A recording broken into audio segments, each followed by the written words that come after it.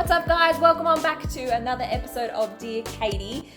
Today I'm continuing. We're talking about disclosure and why you shouldn't be afraid to disclose. So I've talked in a couple of my recent videos about disclosing and how that has occurred for me.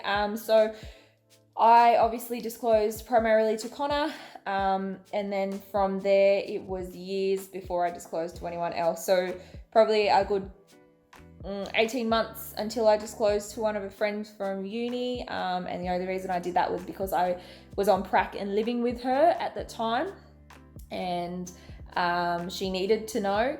And then it would have been another maybe year until I told anybody else, and I only told my really close friends, and then months after that until I told my family. So disclosure was a massive thing for me, and I think that it is massive for a lot of people. And it's that fear surrounding mental health and what it means and why and what people assume it is.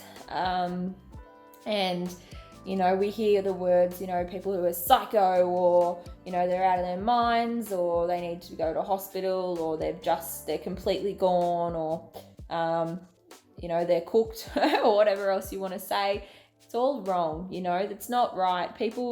I don't know anyone who doesn't or hasn't or won't go through some form of mental health issue in their life. Our life is a massive roller coaster. It goes up and down and everywhere in between, and we need to be able to appreciate that, realize that it's not forever, and it is okay to be experiencing what we are, but also it's okay to tell people about that. It's okay to talk to our friends and family about that. And in fact, we need to stay healthy, and so that our friends and family can help us. So in terms of disclosing, I think that primarily, number one, above all and everything, don't be scared. It's okay. What you're feeling, you are feeling for whatever reason. You can't change that. It's not your fault. So you just need to be open with yourself. Once you're able to acknowledge it yourself, it will become much more easy to disclose to other people. In terms of, when it comes to tell that first person, it is always terrifying, and there will always be someone who you are more scared to tell. So I was obviously quite comfortable talking to Connor about it, but when it got to having to tell my parents, I was absolutely terrified. I didn't know how they would take it. I didn't know, if they would want me to leave uni and go back home, or, what their expectation is, what their grasp on reality would be if they started to, treat me different, or talk to me different, or I don't know. It was very terrifying. But once I did, that was a massive weight off my own shoulders. Not talking to people about it, the only person that was holding back was me. It wasn't, affecting anyone else. And I think I've talked about in another video that I have lost some friends from disclosure. And that's true, I have. I've talked to a few people about my mental health issues, and perhaps I told them too much. I don't know, but they very subtly, not so subtly, just kind of took a step back, and I have very little contact with them now. Like I've said before, I don't have any bad feelings towards them. I don't think that they did the wrong thing. I think that they did what was right for them and what they felt they needed to do. It's not an easy thing. It's really not easy being friends with someone who is in the depths of depression. I'm very well aware of that, and I hope that if I do get to talk to some of my friends and to Connor, that they'll be able to talk about that a bit more. But it's hard work. I have had friends that have been, when I've been okay, they've been in the depths, and I found it very challenging. It's quite emotionally draining, and you do have to be kind of prepared for that. You do have to kind of make the decision. as to whether someone would be able to cope or manage, and sometimes the answer is no, and that's okay. But I was very lucky with my really important and close friends were all very genuinely understanding and caring, and they have supported me through thick and thin.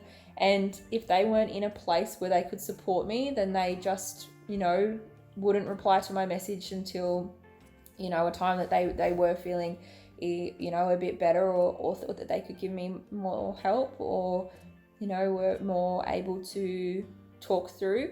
And I think that that's also something that, the person suffering needs to respect and acknowledge, but also as someone who is a friend or a family member of someone who's suffering, know that it's okay to take a step back at times, to go, I just need some space for a couple of days, or, I'll reply to that message when I feel emotionally prepared for it. And that is okay. But disclosing itself, terrifying at first, fine afterwards. Afterwards, I wish that I had told people earlier. I wish that I had the support when I really needed it that I do now. I have so many people that call and check in on me every week, or send me a message, or, just, are there for me. If I called them, they would answer the phone, and that's really special and empowering, and makes me feel very loved. Let me know if you have any questions about disclosing. In terms of how you actually bring it up,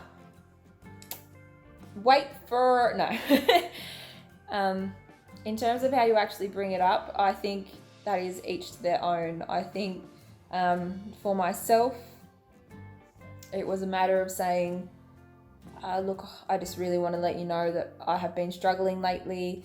A lot of the time I apologize, I'm sorry if I've been quite distant, I'm sorry if I haven't been as receptive, or, that I didn't come out on whatever night that was, or, things like that, because part of my issue was that I did hermit even more than usual. I am a home person anyway, but I did really kind of shrink into my shell a little bit more than normal.